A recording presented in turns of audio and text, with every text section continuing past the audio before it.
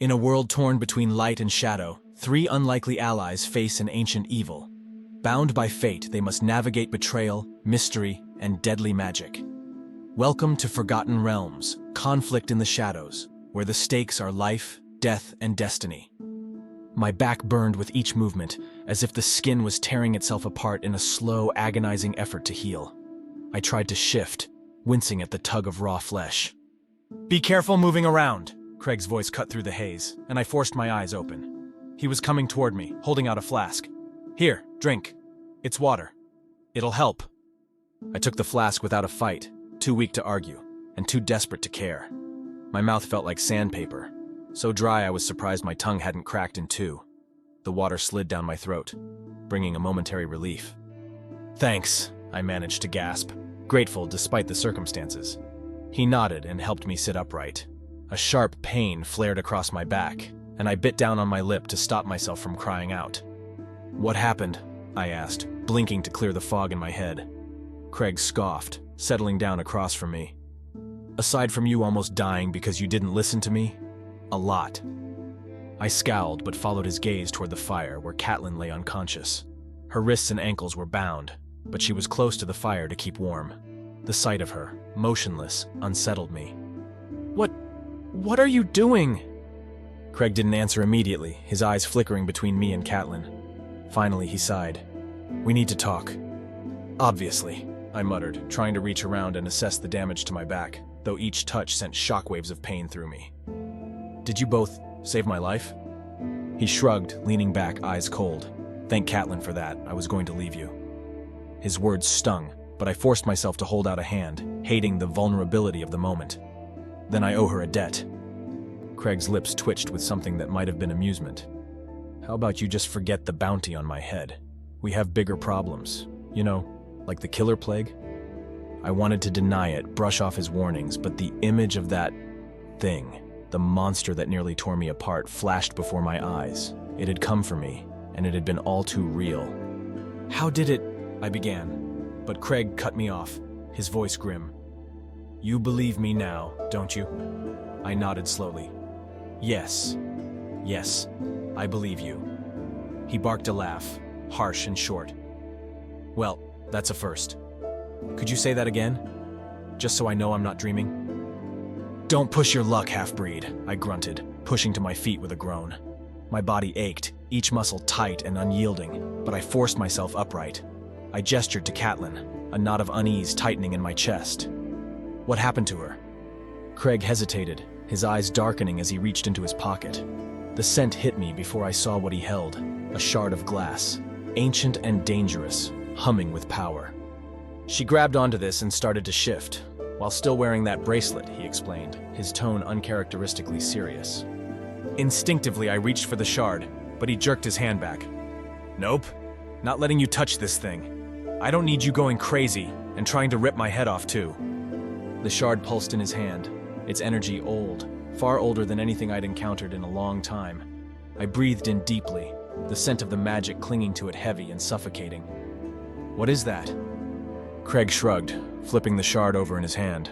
"No idea, but it smells peculiar, right? Like something more than just treasure." I nodded, unable to tear my gaze away. My fingers itched to hold it, to unravel its secrets, but I knew better. I was too weak to get into a fight over it. "And Katlyn? She shifted when she held it?" "Partially. It was odd," Craig said, glancing over at her, his brow furrowed with unease. "She wasn't herself.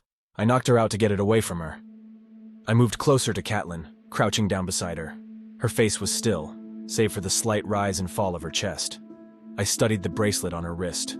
The runes inlaid in its surface were ancient, beyond my knowledge. Magic swirled through it, binding her in ways I couldn't fully understand. "This bracelet wasn't meant to hold her dragon form forever," I muttered, tracing a finger over the intricate symbols. The power in it felt dangerous, like it was barely contained. Craig frowned. "Is that what it says?" I shook my head. I can only read fragments of the runes, but it's clear this was meant to be temporary. I looked at her, feeling a strange twist of sympathy. Who is she? And why would someone like her be living with a witch? Silence stretched between us, heavy with unanswered questions. Katlyn's story was tangled and complicated. She was more than she seemed. That much was clear. But whether she was a threat or someone in need of our help, I wasn't sure. "How long has she been out?" I asked, still studying the bracelet. Craig grimaced. "A few hours. Look, I didn't know what else to do. I can't handle a full-blown dragon by myself." I shot him a glare. "You didn't have to knock her out." Craig ignored my irritation, instead holding up the shard again. "This thing.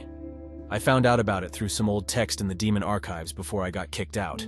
It's supposed to be part of a glass shield that can show the way to defeat the shadow." "A glass shield?" I scoffed. "That sounds about as useful as a paper sword." "To be honest, I didn't think it was real either," Craig admitted, "until some sorcerer contacted me saying they had a piece of it." I frowned, feeling the weight of his words. "How many pieces are there?" Craig's lips tightened, his grip on the shard firm. "They didn't know. No one seems to know." I shook my head, frustrated. "Great, just great. We have no idea what we're dealing with." Craig tucked the shard away, his expression darkening. "Look, I know this sounds insane, but this is our only lead. If this thing can help us stop the shadow, we need to find the rest of it." "And who's supposed to wield this shield?" I asked, suspicion creeping into my voice. Craig looked away, his tone dropping. "I don't know. All I know is that the texts say whoever it is will be able to bring the pieces together and push the shadow back." I studied him for a moment, sensing something more behind his words. "Why not you? You've been hunting this thing down. You've been fighting the shadow." He let out a bitter laugh. "Because I'm a thief, a murderer, a bastard. I don't deserve to wield something like this." I sighed, rubbing a hand over my face. "We'll figure this out. We'll find the person meant to wield it." Craig looked up, his eyes hard but hopeful. "Yeah? Well, we'd better, before the shadow destroys everything." We both turned as Katlyn stirred by the fire, her eyes fluttering open. I felt a chill run down my spine as she looked up at us, confusion clouding her gaze. "What happened?" she asked, her voice hoarse. Craig stepped closer, his hand hovering near his pocket. "You don't remember?" She shook her head, frowning. "No, untie me!" As Craig freed her, I watched her closely. She wasn't just an ordinary dragon. There was something deeper at play here, something that tied all of us together.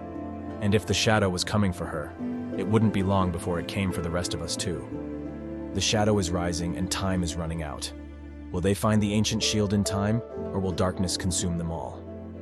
Don't miss what's next in Forgotten Realms. Like, comment, and join the journey.